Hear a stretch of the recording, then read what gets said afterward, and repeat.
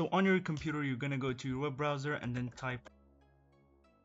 you're gonna scroll down and then go to this up to down link. You're gonna click on the old versions right here, this little button. Now you're just gonna keep scrolling down. And then you're gonna select the oldest version right here of the 14th of November 2011. You're gonna click on it, and now you're gonna scroll down again and click on the massive green download button. It's gonna lead you to this other page, and now it's gonna sit there and keep downloading it. We'll open the zip file here. So here we're just gonna right click the zip file and then extract all, then extract. Now you're gonna double click on the exe file.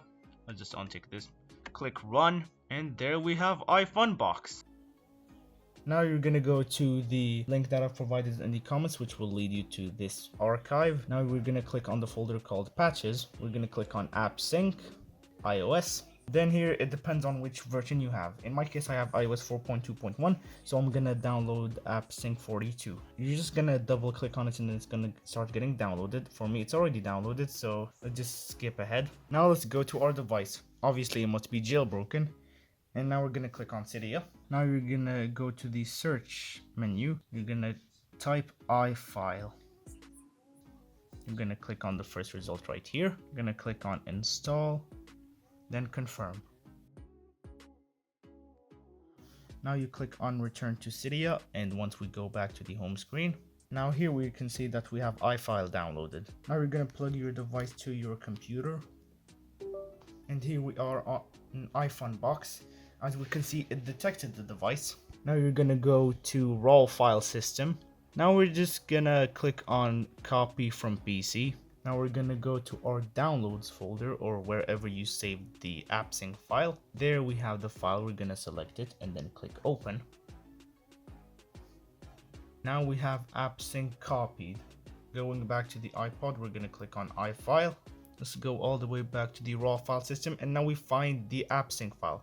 We're gonna click on it and then click install.